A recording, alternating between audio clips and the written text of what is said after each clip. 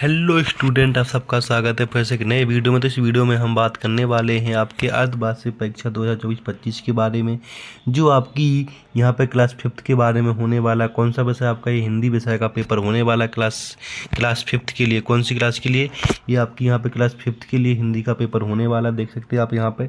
तो पूरा का पूरा विथ सॉल्यूशन के साथ यहाँ पे आपको आंसर बताया जाएगा। वीडियो जो भी आपका यहाँ प्रश्न बनने वाले हैं, जितने भी प्रश्न बताने वाले हैं, वो आपके यहाँ पे बहुत इंपॉर्टेंट प्रश्न होने वाले हैं। वेरी वेरी इंपॉर्टेंट प्रश्न आपके यहाँ पे हो जाएंगे। तो इस वीडियो को आपको पेपर देने से पहले एक बार जरूर देख के जाना है। और चैनल पे आप अगर पहली बार हो, चैनल को लाइक करें, चैनल को सब्सक्राइब करना ना भूलें और बेल आइकन दबा लें, जिससे आपके पास सबसे पहले नोटिफिकेशन आ सके। तो इस तरह से आपका पूरा का पूरा पेपर का सॉल्यूशन यहाँ पे कराने वाला हूँ। तो वीडियो को आपको लास्ट तक देखना है। तो यहाँ पे सबसे पहले आपको यहाँ पे अपना रोल नंबर डाल लेना है। और जो आपका अर्धवार्षिक परीक्षा 2024-25 का पेपर होने वाला है, वो आपका कक्षा 5th का हिंदी का पेपर होने वाला है। यहाँ पर कुल जो आपको यहाँ पर टाइम मिलने वाला है, यहाँ पे आपको 2 घंटा 30 मिनट मिलने वाले हैं आपको। जो यहाँ पर टोटल पूर्णांक होने वाला है, वो 60 नंबर का पूर्णांक होने वाला है। अब यहाँ पे आपको जो सबसे पहला प्रश्न स्टार्ट होगा, वो सबसे पहला प्रश्न आपका यहाँ पे स्टार्ट होने वाला है। सही विकल्प चुनकर करने हैं आपको यहाँ पर सबसे पहला प्रश्न में। तो चलो सबसे पहले हम सही विकल्प देखते हैं कि इसमें आपके कौन कौन से सही विकल्प के ऑप्शन आपके आते हैं। वो सारे के सारे विथ आंसर साथ कराए जाएंगे। तो बस वीडियो में आपको बना रहना, वीडियो को ज़्यादा से ज़्यादा शेयर करना है। बस जो सबसे पहला प्रश्न बनता है, वो आपके यहाँ पर सही विकल्प बनते हैं। तो पहला प्रश्न इसमें पूछा गया है कि पुप्स का पर्यायवाची शब्द क्या है। तो यहाँ पे पूछा गया है कि पुप्स का पर्यायवाची शब्द क्या है। तो वहाँ पे आपका बन जाएगा सुमन। क्या है? सुमन। ठीक है। इसके बाद जो नेक्स्ट प्रश्न आपका यहाँ पे बन जाता है, वो देख लीजिएगा एक बार। नेक्स्ट प्रश्न आपका बनता है दूसरे, इसमें पूछा गया कि संविधान यहाँ पर लिखा हुआ क्या होता है, संविधान किसने बनवाया था, मतलब कि कौन इसके निर्माता है। तो डॉक्टर भीमराव अम्बेडकर आ जाएगा आपका यहाँ पे। ठीक है। इसके बाद यहाँ पे आपका तीसरा प्रश्न बनता है। तीसरा बनता है आपका पातालकोट चारों ओर से घिरा है। तो पातालकोट किस से घिरा हुआ है, वो देख लेना आपको यहाँ पे। जितने प्रश्न कराए जाएंगे वो आपको विथ आंसर के साथ कराए जाएंगे। बस वीडियो को आपको लास्ट तक देखना। तो देख सकते हैं आप यहाँ पे विथ आंसर कराए जा रहे हैं। तो जो पाँचवीं क्लास की स्टूडेंट है, वो इस वीडियो को जरूर ध्यान से देखें। आपका हमने पहला विकल्प दूसरा विकल्प पूरा हमने करवा दिया गया। अब तीसरा विकल्प यहाँ पे पूछा गया था। इसमें पूछा गया था आपसे कि पातालकोट चारों ओर से घिरा है। पातालकोट चारों ओर से किससे घिरा हुआ है। तो यहाँ पे आपका ऑप्शन आ जाएगा पहाड़ियों से। किससे घिरा है? तो यहाँ पे ऑप्शन बी आ जाएगा, पहाड़ियों से घिरा हुआ। तीसरे का बी हो जाएगा। इसके बाद चौथे में पूछा गया है कि विद्या और धन प्राप्त हो सकता है। जो यहाँ पे विद्या और धन प्राप्त किससे हो सकता है, वो देख लीजिएगा आप एक बार यहाँ पे। तो विद्या और धन आपका किससे प्राप्त हो जाएगा, वो देख सकते हैं आप यहाँ पे। तो यहाँ पर फोर्थ का आपका यहाँ पे अध्ययन हो जाएगा। तीसरे का मैंने बता दिया है आपका पहाड़ियों से घिरा हुआ, तो यहाँ बी ऑप्शन हो जाएगा। इसके बाद फोर्थ में विद्या और धन प्राप्त हो सकता है, वो किसमें क्या आ जाएगा, विद्या और धन प्राप्त हो सकता है। किससे हो सकता है? तो यहाँ पे ऑप्शन डी आ जाएगा, अध्ययन से। किससे? अध्ययन से। तो ये आपके यहाँ पर सही विकल्प करवा दिए गए हैं। तो ऐसे ही सारे के सारे प्रश्न करवा दिए जाएंगे। बस वीडियो में आपको बना रहना, वीडियो को लास्ट तक देखना। इसका स्क्रीनशॉट लेके आप इन सबको अच्छे से याद कर सकते हैं। तो हम नेक्स्ट प्रश्न की बात करने वाले। नेक्स्ट प्रश्न आपका यहाँ पे आ जाता है दूसरा वाला प्रश्न, जिसमें पूछा गया है कि रिक्त स्थान की पूर्ति कीजिए। तो यहाँ पर रिक्त स्थान की पूर्ति पूरी की पूरी कराई जी। जो आपके यहाँ पे एक प्रश्न 2 नंबर का बनने वाला है, तो इसको आपको ध्यान से कर लेना है। तो यहाँ पे हमें जो भी शब्द भरने हैं, वो सारे के सारे उचित शब्द चुनकर यहाँ पर रिक्त स्थानों की पूर्ति करनी है। जिसमें सबसे पहले पहला प्रश्न पूछा गया कि जिस शब्द से स्त्री जाति का बोध होता है, उसे हम क्या कहते हैं। तो उसे हम स्त्रीलिंग कहते हैं। क्या आ जाएगा आपका यहाँ पे? स्त्रीलिंग आ जाएगा। इसके बाद दूसरा ऑप्शन पूछा गया कि सूरज हमें रोशनी देता है, खाली स्थान नया जीवन देता है। तो सूरज हमें रोशनी देता, हवा नया जीवन देती। तो क्या आ जाएगा यहाँ पे? हवा हमें नया जीवन देती है। इसके बाद तीसरा प्रश्न बनता है कि लाखों सिर एक साथ खाली स्थान में झुके जाते हैं। लाखों सिर एक साथ खाली स्थान में झुक जाते। तो यहाँ पे क्या आ जाएगा? तो यहाँ पे आ जाएगा सजद आ जाएगा। क्या आ जाएगा? सजदा। ठीक है। इसके बाद फोर्थ नंबर प्रश्न आपका यहाँ पे आ जाएगा, चंद्रशेखर आजाद बड़े होकर एक महान क्या बने थे? क्रांतिकारी। क्या बने थे? तो यहाँ पे आपका ऑप्शन आ जाएगा क्रांतिकारी। क्या आ जाएगा यहाँ पे? क्रांतिकारी ऑप्शन आ जाएगा। तो फोर्थ वाले का क्रांतिकारी आपका यहाँ पे ऑप्शन आ जाएगा। तो इस तरह से आपके खाली के जो आपके यहाँ पे रिक्त स्थान भरने थे, वो सारे के सारे करवा दिए गए। तो ऐसी इंप्रूव अपडेट के लिए चैनल पर बने रहना, चैनल को लाइक करना, चैनल को ज़्यादा से ज़्यादा शेयर करना है। तो ये सारे के सारे रिक्त स्थान हो गए। अब नेक्स्ट प्रश्न पे चलते हैं। नेक्स्ट प्रश्न आपका यहाँ पे क्या बनता है, वो देख लीजिएगा एक बार। तो जो नेक्स्ट प्रश्न आपका यहाँ पे बनता है, तो नेक्स्ट प्रश्न आपके यहाँ पे आ जाते हैं प्रश्न नंबर 30 पे। तो प्रश्न नंबर 30 की बात करते हैं। 30 में क्या पूछा गया? तो प्रश्न नंबर 30 में पूछा गया कि भारतीय सैनिकों के कोई 3 गुण लिखिए। तो 3 गुण लिखने भारतीय, तो पहला क्या आ जाएगा? साहसी, बहादुर, निडर। तो ये आपका 30 का आंसर हो जाएगा। चौथे का आंसर क्या, वो देख लीजिएगा। तो चौथे का आंसर पूछा गया कोयल और कोवा की बोली में क्या अंतर वो बताना आपको।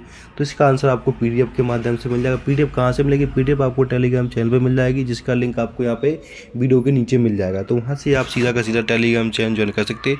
तो वहाँ पे आपको ये 4th नंबर प्रश्न का जो वहाँ पे आपको आंसर मिल जाएगा। प्रश्न नंबर 5 की बात, प्रश्न नंबर 5 में लिखा है निम्नलिखित शब्दों में एक प्रत्यय जोड़कर नए शब्द बनाइए। मतलब कि जितने नीचे शब्द दे रखे उन शब्दों में एक प्रत्यय जोड़ के नए शब्द बनाए। तो जैसे सैनिक लिखा, तो यहाँ पर सैनिक क्या हो जाएगा जी, यहाँ पे मतलब सेना लिखी, सेना का क्या हो जाएगा? सैनिक हो जाएगा। भूगोल का क्या हो जाएगा? भौगोलिक हो जाएगा। इसके बाद प्रकृति का क्या हो जाएगा? तो इसका हो जाएगा प्राकृतिक। क्या हो जाएगा? प्राकृतिक। तो यहाँ पे इत प्रत्यय जोड़कर इन शब्दों को नया बनाना, तो वो हमने यहाँ पे बना दिया है। तो प्रश्न नंबर 5 आपका हो चुका है। प्रश्न नंबर 6 पे चलते। प्रश्न नंबर 6 में पूछा गया है कि निम्नलिखित शब्दों में हिंदी मानक रूप लिखिए। क्या हिंदी मानक रूप लिखने? तो पहला यहाँ पे माटी का क्या हो जाएगा? मिट्टी हो जाएगा। पत्थर का क्या हो जाएगा? पत्थर हो जाएगा। अमूल का क्या हो जाएगा? अमूल्य हो जाएगा। तो इस तरह से 6 वाला प्रश्न भी आपका हो जाएगा। तो टोटल 3 नंबर का प्रश्न यहाँ पे बनता है। प्रश्न नंबर 7 में क्या पूछा गया? प्रश्न नंबर 7 देख लीजिएगा। तो प्रश्न नंबर 7 में आपसे पूछा गया, वो देख सकते हैं यहाँ पे निम्नलिखित अर्थ की शब्दों के यहाँ पे मुहावरे बताने। तो यहाँ पे 3 प्रश्न पूछे गए, तीनों के आपको यहाँ पे मुहावरों को अर्थ बताना। जब पहला पूछा गया है कि छू मंतर होना, मतलब कि गायब हो जाना। दूसरा पूछा गया आंखों का तारा होना, बहुत प्यारा होना। तीसरा पूछा गया 9 2 11 होना, मतलब कि भाग जाना। तो यहाँ पे क्या आ जाएगा? भाग जाना। तो यहाँ पे 7 प्रश्न तक हमने पूरे के पूरे प्रश्न आपके हल करा दिए। तो इन सारे के सारे प्रश्नों को आपको अच्छी तरह से याद कर लेना है, जबकि इसके आगे वाले प्रश्न भी मैं वीडियो में कराने वाला हूँ। तो वीडियो को आपको लास्ट तक देख के जरूर जाना, और पेपर देने से पहले इस वीडियो को 1-2 बार जरूर देख के जाइएगा, जिससे आपके सारे के सारे प्रश्न एकदम क्लियर हो जाएंगे। तो इस तरह से आपका पूरा का पूरा वीडियो, पूरा का पूरा हिंदी का पेपर मैं कराने वाला हूँ। तो ऐसे ही आपके जितने पेपर होने वाले, सबके सब पेपर आपको इसी तरह से मिलने वाले हैं। तो बस वीडियो को आपको लास्ट तक देखते रहना, और वीडियो को ज़्यादा से ज़्यादा शेयर करना, और चैनल को सब्सक्राइब करना ना भूलें। तो नेक्स्ट क्वेश्चन चलते हैं। नेक्स्ट क्वेश्चन आपके यहाँ पे आ जाता है प्रश्न नंबर 8। तो प्रश्न नंबर 8 की बात करेंगे। प्रश्न नंबर 8 में क्या पूछा गया है? तो यहाँ पे प्रश्न नंबर 8 में क्या पूछा गया, हम उसकी बात करने वाले। प्रश्न नंबर 8 देख लीजिए। जो प्रश्न नंबर 8 आपका 5 नंबर का होने वाला है। इसमें लिखा हुआ है कि अपनी पाठ्य पुस्तक की किसी कविता की 4 पंक्तियाँ लिखिए। मतलब कि जो आपकी किताब है, उस किताब में से किसी भी चैप्टर की आपको 4 पंक्तियाँ लिखनी है। तो आपके यहाँ से 5 नंबर पूरे पक्के हो जाएंगे। प्रश्न नंबर 9 में पूछा गया निम्नलिखित गद्यांश को पढ़कर नीचे दिए गए प्रश्नों के उत्तर, मतलब कि ये जो गद्यांश लिखा है, गद्यांश को पढ़कर नीचे दिए गए प्रश्नों के आपको उत्तर देना है। तो ये आपको 2-2 नंबर के प्रश्न होते हैं। तो टोटल गद्यांश आपका 5 नंबर का होता है। एक आपका 2 नंबर का प्रश्न बनेगा, एक आपका 3 नंबर का प्रश्न बनेगा। तो इसमें सबसे पहले जो प्रश्न पूछा गया वो देखिए। सबसे पहले प्रश्न पूछा गया है इसमें कि उपयुक्त गद्यांश का उचित शीर्षक क्या है। तो इसमें शीर्षक आपका यहाँ पे आ जाएगा वृक्ष। क्या आ जाएगा? शीर्षक में क्या आ जाएगा? वृक्ष आ जाएगा। देख सकते हैं आप यहाँ पे। तो शीर्षक में पूरा का पूरा वृक्ष आपका यहाँ पे आ जाएगा, वो देख सकते हैं आप यहाँ पे। ठीक है, तो शीर्षक में क्या आ जाएगा? वृक्ष आ जाएगा आपका यहाँ पे। दूसरा प्रश्न पूछा गया है कि आपके यहाँ पे वृक्षों से हमें क्या क्या लाभ मिलते हैं। मतलब कि दूसरा प्रश्न पूछा गया है कि यहाँ पे पेड़ों से हमें क्या क्या लाभ मिलते हैं। तो वो देख सकते हैं आप यहाँ से। तो हमें यहाँ पे पेड़ों से हमें इमारती लकड़ी, ईंधन प्राप्त होता है, अन्न, फल फूल, जड़ी बूटियाँ, सब्जियाँ, मसाले आदि चीज़ें हमें फलों से प्राप्त होती है। तो ये हमें फलों से प्राप्त होता है। तो ये आपको यहाँ पर दूसरे वाले प्रश्न में लिख देना है 2-3 लाइनों में। तो आपका 9 वाला प्रश्न पूरा होगा। अब नेक्स्ट प्रश्न पे चलते हैं। नेक्स्ट प्रश्न आपका यहाँ पे आ जाता है 10 नंबर प्रश्न। 10 नंबर प्रश्न में क्या पूछा गया उसकी हम बात कर लेते हैं। तो यहाँ पे आपके 10 नंबर प्रश्न में पूछा गया है कि सूर्य नमस्कार करने से हमें क्या क्या लाभ होते हैं, या फिर आप जैविक खाद किस प्रकार उपयोगी है। इन दोनों में से कोई एक प्रश्न करना है, जो आपके यहाँ पे 5 नंबर को। तो अब जितने प्रश्न होने वाले वो सब 5 नंबर के प्रश्न देख सकते हैं आप यहाँ पे। इसके प्रश्न नंबर 11 में पूछा गया अपने अध्यापका को घर पर आवश्यक कार्य करने के कारण 2 दिन के अवकाश के लिए प्रार्थना पत्र लिखो।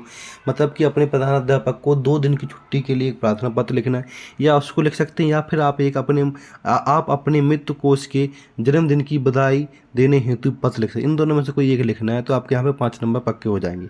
अब प्रश्न नंबर 12 पूछा गया है, उसमें उन्नत खेती, उत्तम खेती अथवा रस्मों और कल्लों में से किसी एक कहानी का सारांश अपने शब्दों में लिखना। मतलब कि अपने शब्दों में से इन दोनों कहानी का सारांश लिखना। एक कोई कहानी लिख दोगे अपने शब्दों में, तो वहाँ से आपको यहाँ पे 7 नंबर मिल जाएंगे। तो इस तरह से आपके सारे के सारे क्वेश्चन होते हैं। तो देख सकते हैं आप यहाँ पर जितने भी क्वेश्चन कराए वो सारे के सारे इंपॉर्टेंट क्वेश्चन हैं।